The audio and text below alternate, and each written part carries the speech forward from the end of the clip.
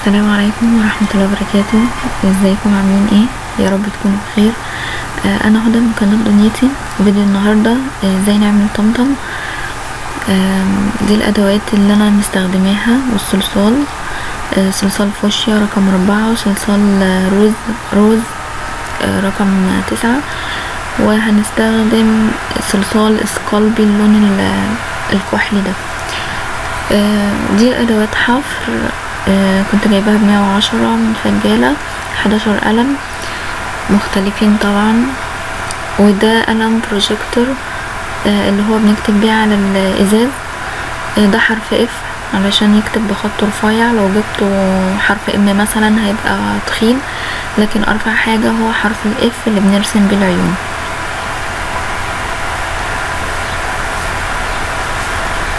طبعا ما ترتبطوش بالادوات اللي عندي، انتوا ممكن تستخدموا نقطة المانيكير وخلة سنان وبس، يعني مش شرط ادوات كتير ولا حاجة، لكن انا بستخدم اي حاجة بتيجي قدامي.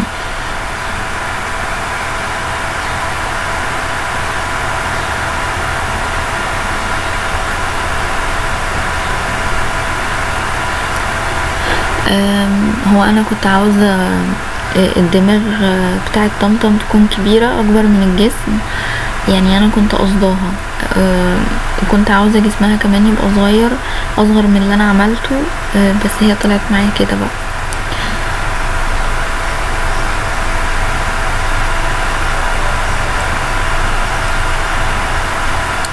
احنا هنعمل الجسم الداخلي الاول، اللي هو الدماغ والجسم والرجل وبس.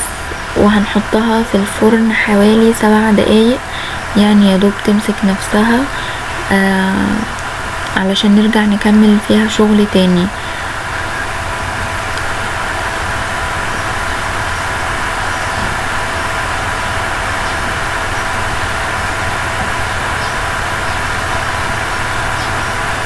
انا استخدمت للجسم صلصال الوان لون روز فاتح او بينك فاتح قوي. انتوا تقدروا تستخدموا لون بشرة، تقدروا تستخدموا اللون اللي هو زي الابيض ده، الاوف وايت او بيقولوا عليه شفاف. ده كويس برضو للبشرة وللجسم. انا هنا هعمل الايد، الدراع هعمله، لكن مش هركبه دلوقتي، مش هحطه الا لما طمطم تطلع من الفرن. هنحطها 10 دقايق او 7 دقايق بس. الناس اللي فرنها جديد تحطها 7 دقايق بس، يدوب تمسك نفسها. انا هنا دخلتها الفرن وخرجتها، حطيتها في الفرن زي ما قلتلكوا 7 دقايق. وهحط عليها فستان لونه بينك، اللي هو رقم 4. عايزين تكشكشوه زي ما انا مكشكشاه كده كنباها، مش عايزين ممكن تعملوه عادي، يعني انا كنت هعمله عادي بدون كشكشة،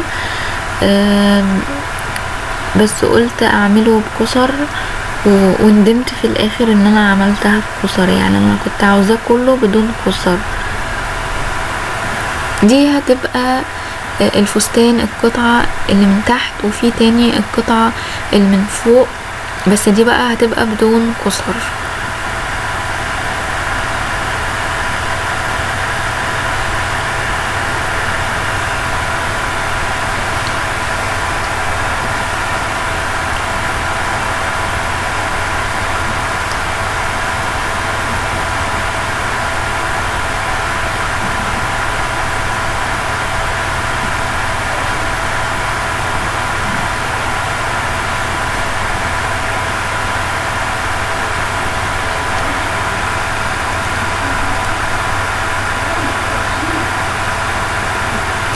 هي بصراحة ما طلعتش زي اللي انا كنت عاوزاها،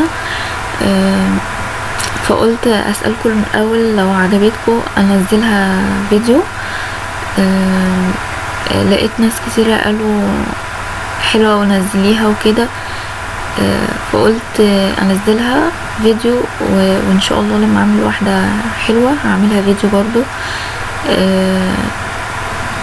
هبقى انزلها فيديو بس تكون مظبوطه عن كده، لان دي بصراحه حسيت ان هي ما عجبتنيش وكان ناقصها تظبيط، او ما طلعتش زي اللي في دماغي، زي اللي انا كنت رسمها في دماغي.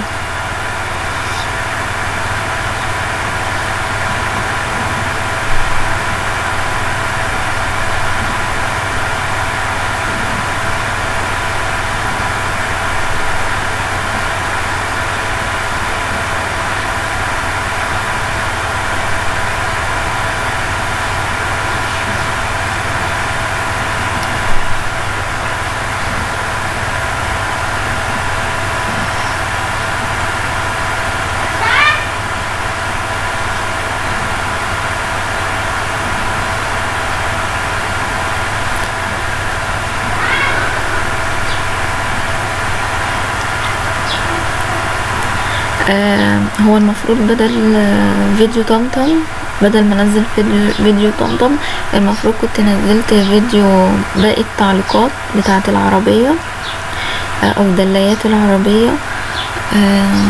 بس ان شاء الله هنزلهم بعد طمطم. واسفه جدا على اللي طلبوا مني كتابه الاسامي بخط مزهرك، انا حاطاه في دماغي وهعمله ان شاء الله بعد التعليقات بتاعه العربيه، عشان اخلص بس من التعليقات دي.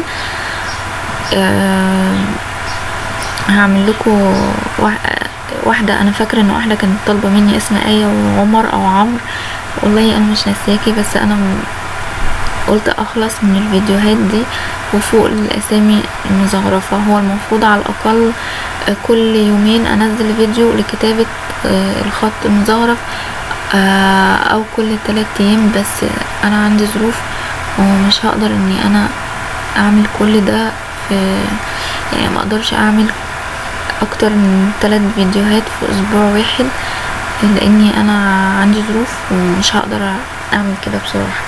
لكن لو قدرت اعمل اكتر من كده كمان ان شاء الله هعمل.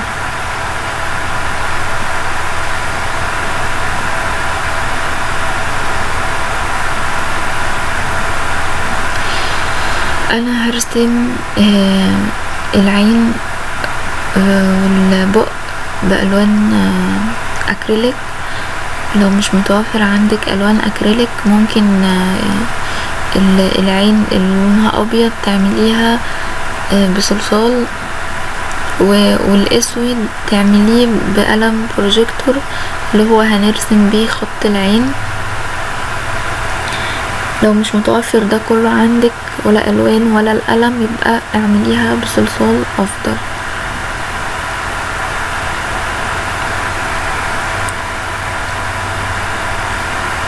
عايزه اقولكوا على حاجه، المفروض الودان بتاعتها دي او التوكه بتاعتها دي اللي هي عامله زي الارنب ده، دي المفروض كنت عملتها وهي طريه، بس انا نسيتها. بس كده برضو مش هيحصل لها حاجه يعني، لان الشعر هيمسك فيها.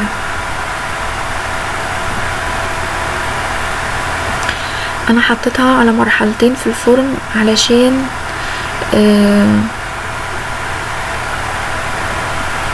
حطيتها مرحلتين في الفرن علشان ما تلخبطش والوجه ما يتعجنش في بعضه، والشعر برضو.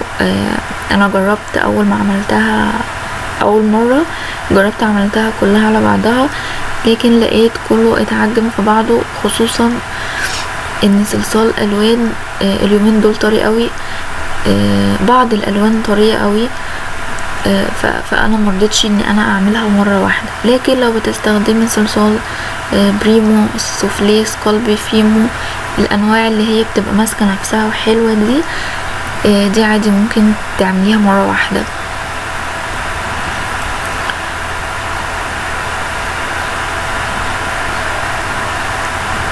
احنا هنستخدم نقاطة المونوكير، هنغرز الشعر بنقاطة المونوكير، نعمل نقط كتير علشان تدينا النفشة بتاعة الشعر. لو مش متوفر عندك نقاطة مونوكير، خلاص اعملي بإبرة الكروشيه اللي هي الإبرة الصغيرة. لو مش متوفر عندك إبرة الكروشيه، تقدري تستخدمي خلة أسنان أو إبرة تخينة شوية.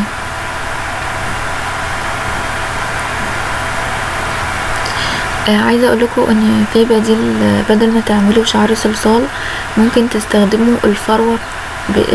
في فروة بتتباع بالمتر، هوريها لكم في اخر الفيديو. انا كنت جايبة المتر تقريبا ب10 جنيه، بس كان بقالها كتير يعني. عملتها قبل كده. يعني هو الفرو متوفر عندي، بس انا مرضتش اعملها لكم في الفيديو علشان الناس اللي مش متوفر عندها الفرير ده. لكن لو متوفر عندك او لو لقيتيه عندك في السوق، هاتي متر والزقيه بشمع بعد ما طمطم تخلص خالص. يعني بعد ما تنشف نحطها في الفرن ونخرجها وتهدى خالص. هنبتدي نلزق الفرو ده بالشمع.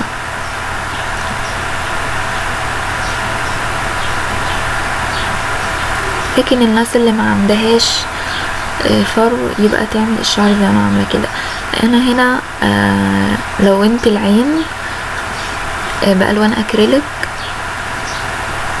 ممكن تعمليها صلصال بدل الالوان عادي، مفيش مشكله يعني.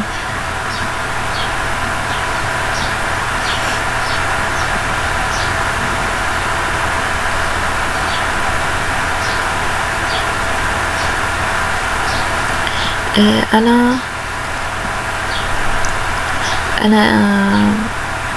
عايزه اقول لكم ان الطمطم مش هعملها ميدالية او تعليقة ولا اي حاجه من الحاجات دي. انا هحطها على المكتب، هعمل لها قاعده وهحطها على المكتب تبقى واقفه هي وبوجي. لكن انتوا لو عايزين تعملوها ميدالية، يبقى قبل يعني وهو المجسم لسه طري، اول مرحله اللي هو الجسم والراس قبل ما تدخليه الفرن، تقدروا تحطي المسمار وهي طريه. لو دخلتوها في اول مرحله في الفرن مش هتعرفوا تحطوا المسمار، هيغلبكوا شويه، هتبقوا محتاجين زي مفك ألوز كده صغير خالص، اللي هو بيجي مع الأداة اللي هي 110 الخشب دي اللي انا وريتها لكم في اول الفيديو. لكن وليه التعب ده؟ انتوا قبل وهي لسه طريه خالص تحطوا المسمار بتاع الاكسسوار.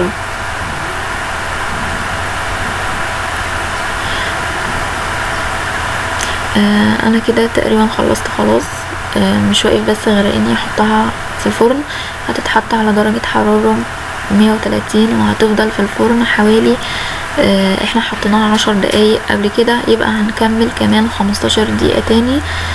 ويا رب الفيديو يعجبكم. لو عجبكم ما تنسوش تدعولي.